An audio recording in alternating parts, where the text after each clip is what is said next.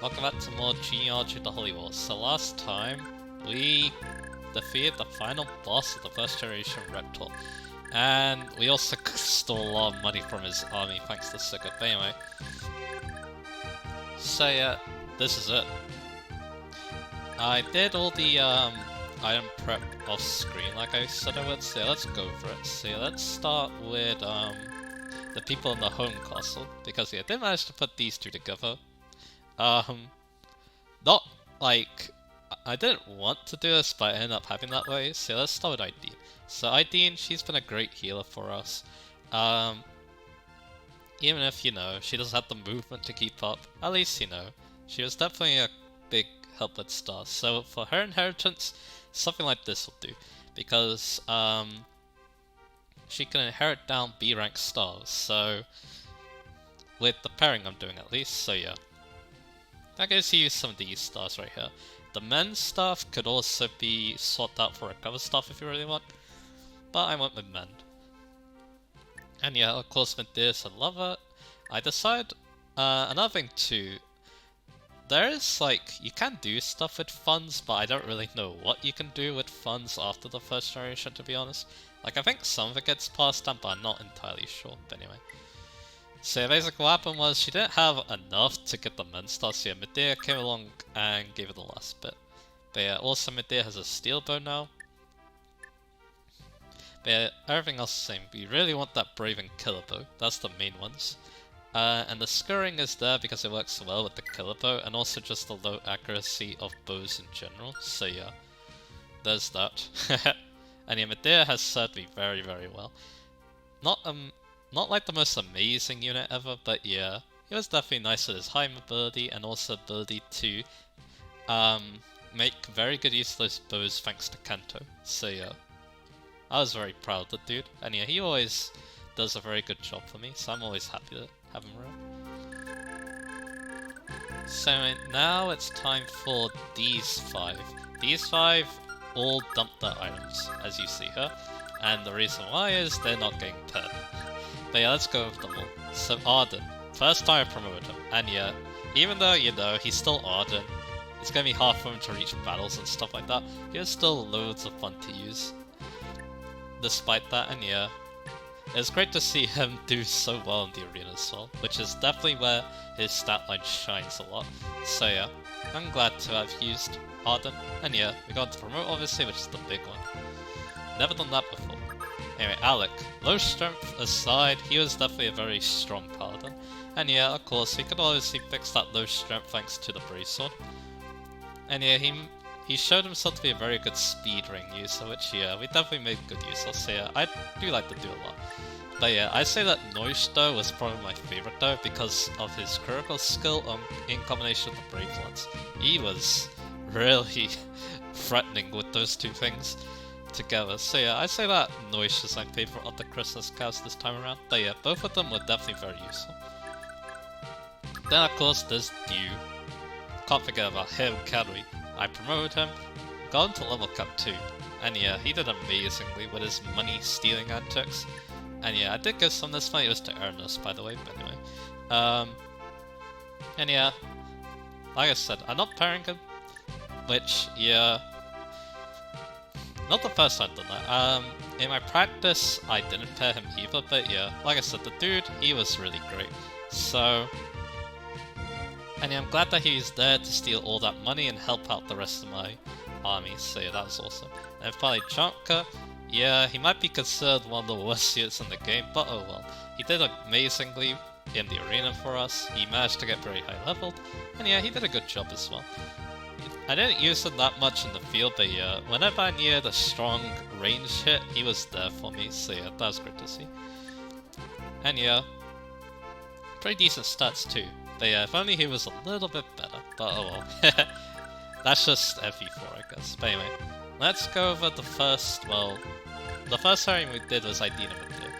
Yeah, let's go into the next one, which I do believe was Ira and Lex. So yeah, Ira, the lethal swordswoman herself. And yeah, she was, when she did get to fight, she was absolutely amazing, and yeah, those stats definitely show why. And yeah, Astra 2 is amazing too. And yeah, here's what she's placing down. The main thing here is the Silver Sword. Because, yeah, that's a pretty good weapon. And yeah, she can pass down A-rank swords to the child, so yeah, that's what we're taking advantage of. And I gave her some other weapons, even though they're not actually that needed. Maybe because we paired her with Lex. So yeah, Lex is nothing. The reason for that is he can't pass down anything, so might as well, you know, not have everything. So yeah, there's that. Can't really say much about that, but yeah, he's mainly gonna be passing down some other things. But anyway, Lex, he definitely shone a lot in this playthrough for me. He got super bulky, he managed to get through so much of the arena that I wasn't expecting. Yeah, the dude is just amazing. There again, Lex has always been like an amazing, you know, he's very well designed too. Paragon makes up for the fact that he is axe locked, which is not a good thing in this game, but hey, he still has a mount too. And he can make very good use of the Brave Axe, so yeah, amazing unit. And yeah, I do like Lex and Naruto together, they're great. That's why we're doing that pairing. And yeah, it's one of the canon pairings because of the conversation of the Brave Sword in Chapter 3. Anyway, our next pairing, that would be, I believe it was Beowulf and Lachesis. So, let's go over Lachesis first. So, once she promoted amazing healer, amazing support, you know, and yeah, she did a lot for us because of that. And yeah, also supporting us with the charm skill as well. And yeah, what an amazing unit. Of course, her promotion is the main reason why she's super amazing, but yeah, like I said, great job she did, and yeah, I'm very proud to have her along for the ride. And yeah, here's what she's passing down. You actually don't need a men's stuff, so you don't need to pass on down. But yeah, some swords are nice. I like the Slim Sword a lot. You can also experiment a lot with this, I feel like, because of course, Lachesis has minor Hazel Blood, which means that they'll pass on A-rank swords, so yeah, you could do some fun things with that. So yeah, but I like to do this simple setup. I think this works just fine. And yeah, return plus return band, I like that combination, so yeah. Then we got Beowulf. So Beowulf, yep. One of my favorite frontline units just because his class is really good, and yeah, I like using him a lot because of that.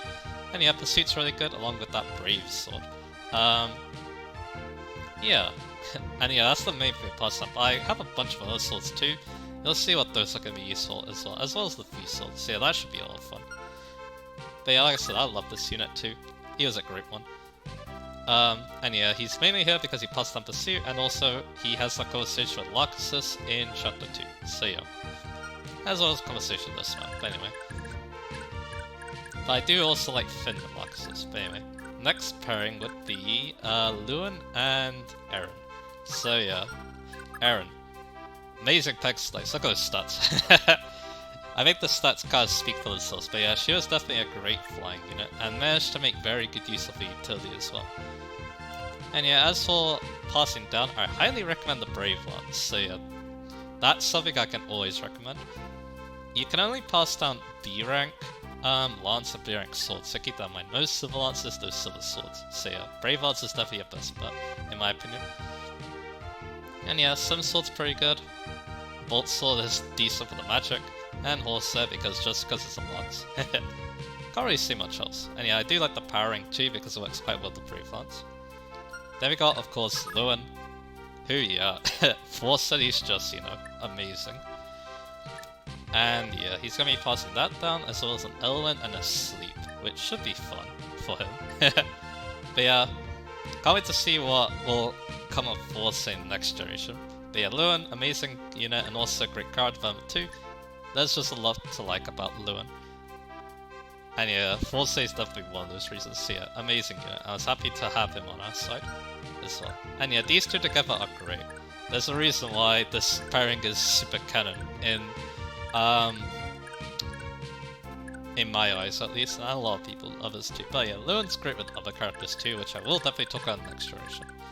Anyway, now let's talk about Tilt 2 and the Zells. So Tilt 2. Yep. While not amazing unit, mainly because of her lacking a mount and also starting at a low level, she's extremely fun. Rap is just a fun skill. And we're passing down just a bunch of tones as well as a magic ring. Because yeah, magic ring's definitely not bad to get people off the ground. as we saw with the Zell, so yeah. And yeah, Fire, Thunder, Wind. You may notice the forearm. We can't actually pass down forearms, so yeah, I sold it off. So yeah, there's that. And then Zell, once he promoted, he was a great unit. This might seem like a weird set of items to pass down, but you'll understand later. Elf, Fire, Thunder, and Speed Ring. Speed Ring is obviously quite nice. And yeah, he's mainly here because of Pursuit, and also he's great with Tail 2. The two have been friends for a very long time, and yeah, their interactions definitely show that. So yeah, I love those two. Then we've got Sylvia and Claude. Very weird pairing, but anyway, let's talk about Sylvia. So, well, she wasn't that great in the arena, but who cares? She dances, and that's what makes her so good. And yeah, we're gonna be taking advantage of that with the Night Ring and the Leg Ring. So, and yeah, this shield sword though, you can definitely get this to other people if you really want, but yeah, I'm gonna mainly be using it for the selling fodder, I think, so yeah, there's that.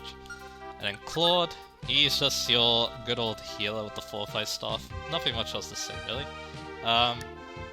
If you dump money on him, you can use the Fortified Staff a little bit more, which is not a bad idea, because then you can get into level 30 quite easily. And yeah, not much else to say, and yeah, he's gonna be the one passing my Recover Staff, as well as the Fortify. That's what I decided to do. So yeah, there's that. And yeah, like I said, these two have a conversation too, that's what helped them get together, and yeah, this should be a fun pairing. The last pairing you made, this one was a suggested one, Bridget and Holland. So Bridget, not the most amazing unit ever, but yeah, she has a holy weapon, she can make decent use of it, and decently strong unit now, right? And she got some good moments in this playthrough, I'd say. And yeah, not much to say, she's passing down Steelband and Iron Boat along with the U-Felt, so yeah, there's that. And then we also got Holland, who definitely was pretty decent whenever he got those Lunas off. And yeah, we're going to be having fun with that in next generation, but anyway. He's passing on the Bargain Band and the Return Band. The Return Band, if you don't remember what this was, because I actually kind of forgot too. It's, you buy it at the shop, and you get it, and it's available once Chapter 4 rolls around, so yeah. And yeah, he's buying it. I recommend whoever Bridget's husband is has a Return Band. It'll make your life a lot easier. So yeah, there's that. And yeah, we have a Wind Sword, a Slim Sword, and Ice Sword, Steel Sword. Kind of random, but yeah, hopefully this will work out. And yeah, I'm excited to see what comes with this pairing. This is the only pairing I'm very unfamiliar with in terms of performance. So yeah, this should be quite interesting. And yeah, that's it. That's all our units, except for one, of course. Sigurd, because yeah, he can seize now. And yeah, this is what we're doing. You probably saw it in the last one, but yeah. There's a lot of things you can do with Sigurd. You can further optimize him. This is a very not optimized Sigurd, to be honest, except for the Baron Shield Ring. That's really all I feel like you really need. Oh, although yeah, Paragon Band. Yeah, Paragon Band. I guess it is kind of an optimized Sigurd because of that, but yeah. I do like this, and this all together. It makes the first chapter a bit easier, so yeah, that definitely helps. And of course, the Silver Sword, if it has a high amount of kills, I say it's a decent thing to pass down, but you can even further optimize this than Brave Sword if you want. And of course the Leg Ring too. If you don't like it on Sylvia, then Sigurd's your next best bet. And yeah, Lightbrand 2 should be fun too. And it actually has a decent amount of kills, but yeah, we're probably not going to be critting with it anytime soon, but anyway. You don't need to worry about repairing the tier thing either, so yeah, no problem though. So yeah, that's Sigurd, and yeah, I do like to do a lot. Of course, you can basically build him to be virtually unkillable, which yeah, that's great. Considering he's your lord and he's gonna be seizing stuff, it's quite important that he's super strong. So yeah, I'm glad he was. Even though this one, I think he's a bit on the slow side, but that doesn't matter too much to me. But anyway, now that that's all done, it took 69 turns, as you see there. Now let's talk to Ida and end this map. Ah, Lord Sigurd, I'm glad to see you're safe. What's going on? What's caused Veltomer's change of loyalties? Lord Arvis has long been aware of your innocence and was on your side all along. Huh. That's nice. This affair in its entirety was dictated by the whims of Reptor and Langbull, architects of the conspiracy against you. Lord Arvis is unable to act until now, as the Duke's control of the royal court was simply too powerful to contravene. Is that so? All's well that ends all then. I can restore my father's good name in the court, and that'll be the end of her. Indeed. Lord Arvis and His Majesty await your return in Belhalla, Lord Sigurd. Please, make your way to the royal city as soon as possible. Really? Very well. I'll be going then. I hear that Lord Arvis arranged a ceremonial reception for you with the entirety of the Belhalla Royal Guard. Quite the magnificent celebration of your glorious return is in order today, it seems. Thank you. After all that's happened the past few years, this ought to be a fitting conclusion. Once it's done, I should look into getting my allies some compensation for their help. They certainly deserve it after all this. Indeed, sir. And here we are. So now we're gonna make our way. And yeah, all the units get to come along, which is nice.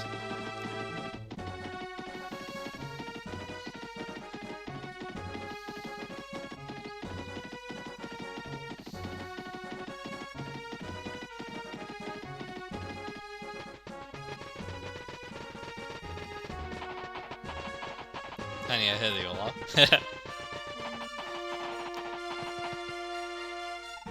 Ah, Lord Sigurd, truly this is quite the auspicious day. Congratulations on your triumphant return to the fatherland. It's good to see you too, Lord Arvis, and thank you for such a lavish greeting. If I may ask, where is His Majesty? Alas, His Majesty is taken severely ill. He has become permanently bedridden. Yeah, I do know that he is, very ill. As such, I'm administering all affairs of state on his behalf for the time being. Is that so? I'm sorry to hear that. I bet my misadventures didn't exactly help His Majesty feel any better. Once we're finished here, I should visit the palace and give him my sincerest apologies. I think not. Yep, here we go. Sigurd of Chalfie, I hereby sentence you to death for your crimes of treason. His Majesty will not be seeing you today or ever. What? What are you talking about, Lord Arvis? Heh! You are only realizing now. You are far too naive, Sigurd.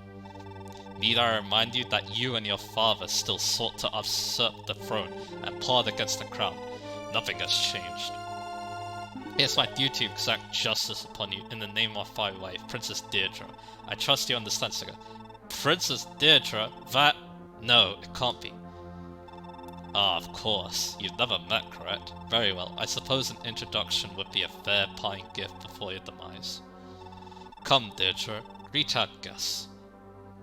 Yeah, this is pretty messed up.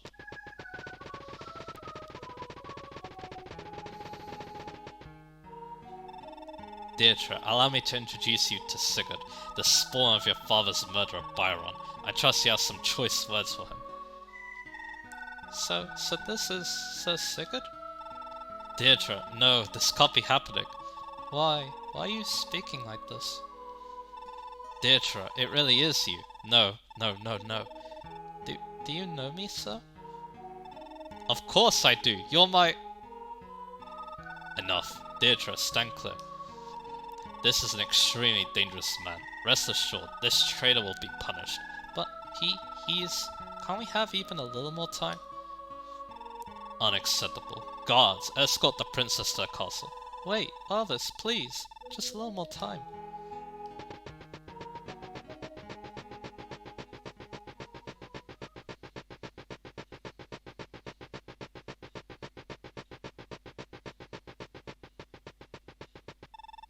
Wait, Deirdre! Arvis, please, I beg of you. She's my... Enough. I grow weary of your ravings. Attention, men. We no longer have any use for keeping the traitors alive.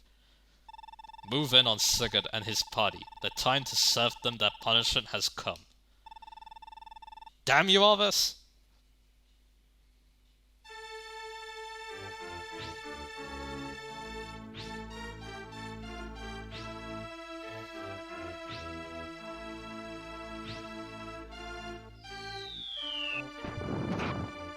Yep, now they're stream media sellers.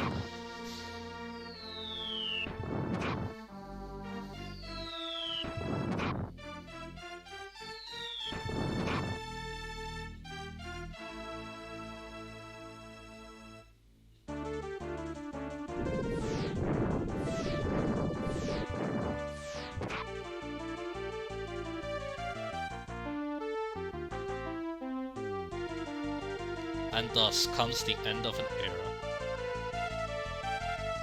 The path of Granville's great unrest, arising from the conflict with Isaac, has led one young man to his grim fate. His sorrowful tale, and those of countless other valiants, are now lost to the world.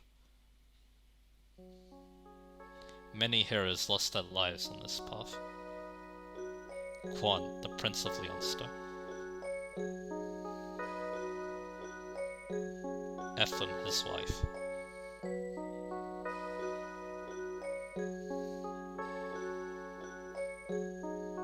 And Sigurd, the young heir of Chalfie.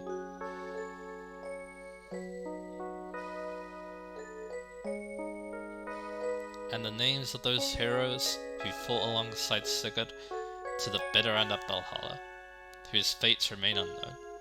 So I should mention this, so for the first segment, if you lost any units, they would appear there instead, they may. Noish, a knight of Chalfie. Alec, a knight of Chalfie.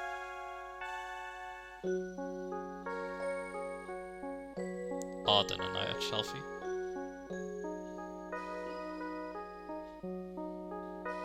Lex, a nobleman of Dozel.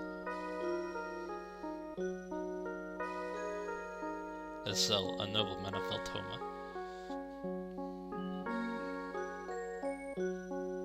Ira, the princess of Isaac. Aideen, a noblewoman of Chumbi. Midir, a knight of Chumbi.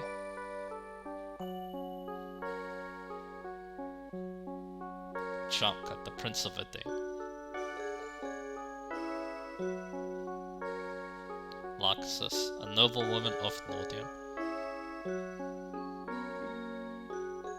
Beowulf, a free roaming knight. Holland, a gladiator.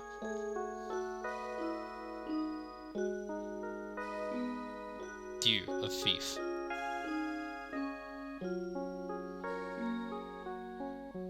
Lewin, the prince of Celeste. Aaron, Apex Knight of Celeste.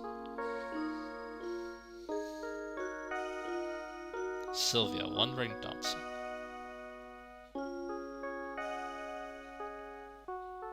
Claude, the priest of Edda.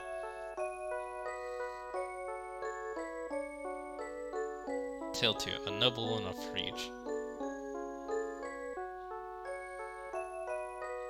Bridget, a noblewoman of Chumbi.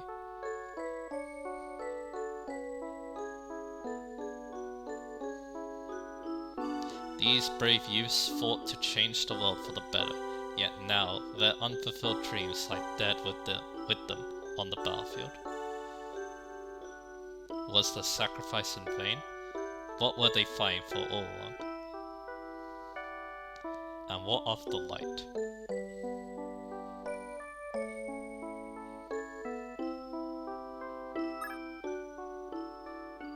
Well, that's it. So yeah, I think I will save. Yep. So yeah, now what I can do is I can save and then I can end up. But before we do that, we need to talk about what just happened. The Battle of Belhalla. So yeah, it's one of the most well-known things about this game. And yeah, it's quite the shock indeed. I mean, yeah, we knew that Arvis was planning something all along, but yeah. That betrayal, well, it was also kind of part of his plans to kind of lure us into a false sense of security. And then, yeah, end us right there and there. Because, yeah, pretty much what Arvis wanted to do in that chapter was eliminate all competition to the throne, basically. Because, of course, we know that Langbor and Reptile, they were, you know, they're kind of, you know, they would probably, after this, they would probably plot against Arvis and try and take him off the throne as well. So yeah, basically Arvis just used us to kill them off, so then again, no competition for him. So yeah, that's the main thing. Of course, yeah, did he really need to kill Sigurd though, is the big thing. I'm not entirely sure, to be honest. I need to look more into detail, but yeah, like I said, I'm pretty sure that he feared that Sigurd could be some kind of competition too. So yeah, that's why he killed him off. So Yeah, Sigurd was innocent, obviously, as we've seen. But yeah, I think what made him look suspicious is of course what we were doing in like chapter 2 and chapter 3 with our conquest of Augustia, for example. So yeah. But yeah, like I said, that scene though, it gives you lots of goosebumps, man. It's definitely one of the most special scenes, I should say, in a Fire Emblem game. It's definitely up there with a lot of other memorable scenes in other games too, and yeah, the music too just really adds to it. But yeah. So that's one story done though. I think it's time for the next one. So yeah, next time we're gonna be starting chapter 6, and we're gonna be starting the new story, the second generation. That's gonna be a lot of fun. Even though I don't like the story as much in the second generation, I felt the first generation is just so interesting and so unique that I like it a little bit more. The second generation still has great story, it still has a lot of interesting things to talk about, and of course, I think the gameplay is more fun too. So yeah. Because yeah, all those preparations are going to be put in here, and we're going to see how well I'll make use of them. So yeah, look forward to that, and I'll see you guys again for the start of the second generation. And yeah, I hope you look forward to that. And yeah, let's let's see if we can avenge. I guess let's see if we can avenge Sigurd and all the people that probably lost their lives in the Battle of Belhalla. So yeah, look forward to that. And yeah, like I said, it's gonna be a wild ride in the second generation.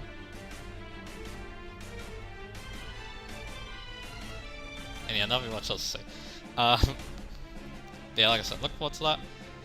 See you guys again for that. And now I'm gonna end the video now before I stop rambling on.